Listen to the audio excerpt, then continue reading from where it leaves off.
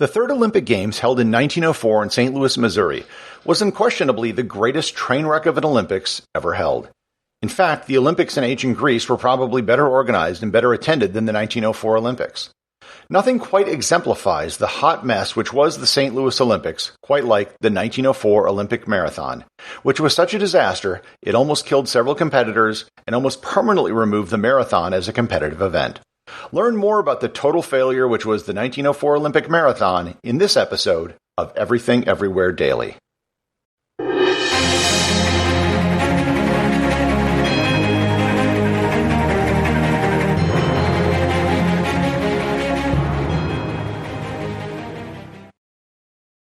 This episode of Everything Everywhere Daily is brought to you by G Adventures. G Adventures is the world's premier small group tour operator, offering tours in over 100 countries and on all 7 continents. In addition, G Adventures has been a leader in the area of responsible tourism, helping to establish social enterprises around the world. When you travel with G, you not only get to explore the world, you also get to help the people in the communities you visit. And I speak from firsthand experience. I've personally visited over 40 countries on all 7 continents with G Adventures, and I can attest to their high standards and the quality of their tours.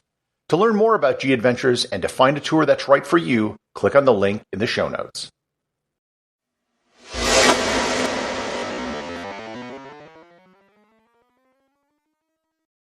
The problems in St. Louis started when the Olympics were first awarded. To paraphrase Dante from the movie Clerks, the Olympics weren't even supposed to be here. The original city which was awarded the Olympics wasn't St. Louis, but Chicago.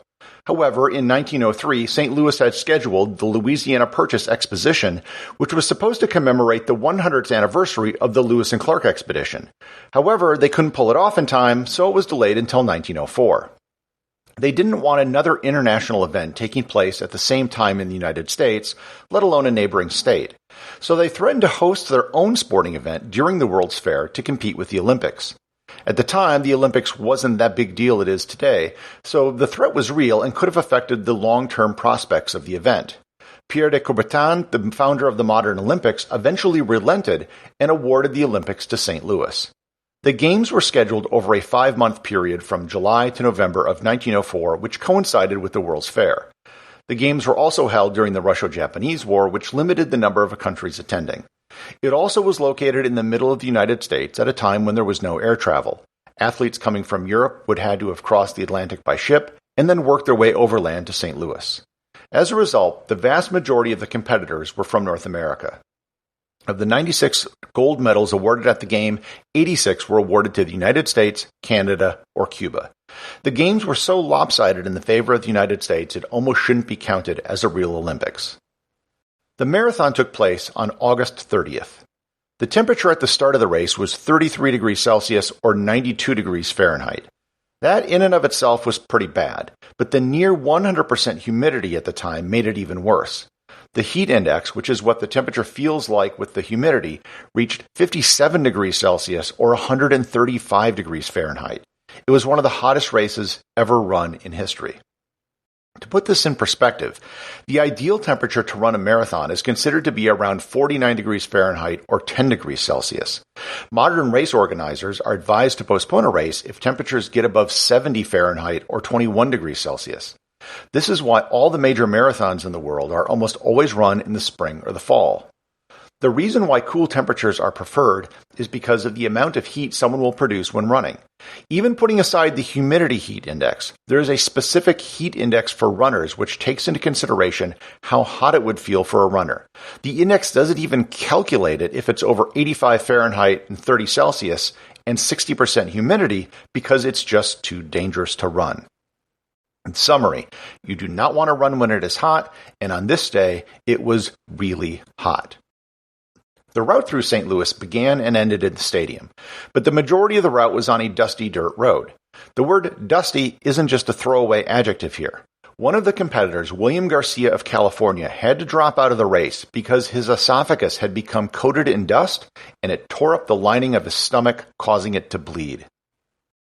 The organizer of the Games, James E. Sullivan, wanted to use the marathon to run an experiment on purposeful dehydration. Sports science hadn't really reached the level of a science in 1904. Not only was the idea of running a dehydration experiment in the middle of an Olympic marathon event crazy, but doing so on one of the hottest days of the Games was doubly so. There were only two places on the route where competitors could get water: a water tower at the 1/4 mark and a well at the halfway point. That meant for the entire second half of the race, on one of the hottest days of the year, on a route where everyone was inhaling dust, there was no water. To put this in perspective, the average marathon today will have around 8 to 12 hydration stations along the route. The entrant with the most fascinating story was probably Felix Caravalhal, a mailman who traveled from Cuba. He was not a competitive runner, he didn't qualify for the Cuban Olympic team, and the Cuban delegation had no idea he was even going to appear. He just showed up the day of the race, and they let him run. After arriving in the U.S. from Cuba, he lost all of his money in New Orleans in a dice game and had to hitchhike to get to St. Louis. He arrived just before the start of the race and had nothing but his street clothes to compete in, which consisted of long underwear and a long-sleeve shirt. Remember, one of the hottest days of the year. One of the competitors cut off the legs of his pants so he could run easier, which was the only adaptation he was able to make for the race. By the start of the race, Felix hadn't eaten for 40 straight hours, and along the way he stopped to eat some apples from an orchard. Unfortunately, the apples were rotten and gave him stomach cramps, so he decided to lay down and take a nap in the middle of the Olympic marathon. Despite all that, he finished 4th. A side note about Felix, he was chosen to represent Cuba at the 1906 Olympics in Athens, which would be paid for by the Cuban government. On the way there, he got off a ship in Italy and disappeared. The Cubans thought he was dead and even published his obituary. He showed up several months later in Havana on a Spanish steamer. There were two entries from South Africa who were members of the Tswana tribe. They were the first two African competitors in Olympic history. They too were not accomplished runners. They just happened to be in St. Louis working at the South African exhibition at the World's Fair, so they thought they would give it a try. During the race, they ended up running over a mile off course because they were both chased by wild dogs. They finished in 9th and 12th place. The first winner of the race, and I am putting air quotes around the word winner, was Fred Lors. Lors was an actual runner insofar as there were runners back in 1904. He would go on to be the winner of the 1905 Boston Marathon and placed in the top 10 at several other marathons. However, in this race, Lors didn't exactly run a marathon. About 9 miles into the race, he gave up and was driven in a car the next 11 miles by his trainer. He then ran the remainder of the way, re-entering the stadium on foot to the applause of crowds. At the time, they didn't have an official medal ceremony, so after he crossed the finish line, he was awarded the gold medal and had his photo taken with dignitaries such as the current president Theodore Roosevelt's daughter. However, someone in the stands witnessed Lors getting into the car, and he quickly confessed that it was all just a joke. Haha, very funny. I cheated my way to a gold medal. Lors was given a lifetime ban by the Amateur Athletics Union, which was quickly rescinded just a few months later. The actual winner of the race was American Thomas Hicks, and his story might be the most interesting and depressing of them all. Hicks won the marathon with a time of 3 hours and 28 minutes, which is far and away the worst time ever for an Olympic marathon winner by over a half an hour. Hicks won the race even though he had what is arguably the worst trainers in the history of sports. At the 10-mile mark, he asked his trainers for water, and they refused to give him any. They just gave him enough distilled water to coat the inside of his mouth. With 7 miles to go in the race, his team gave him a concoction of strychnine and egg whites. At the time, small doses of strychnine was thought to be a stimulant. It is actually a chemical that is probably best known as a rat poison. Their intent was to help Hicks' performance, which would have made it the first use of a performance-enhancing drug in Olympic history. In reality, it just became the first use of rat poison in Olympic history. After a few more miles, they gave him another rat poison egg white cocktail, but this time with some French brandy. Yes, they actually gave him hard liquor during an Olympic marathon.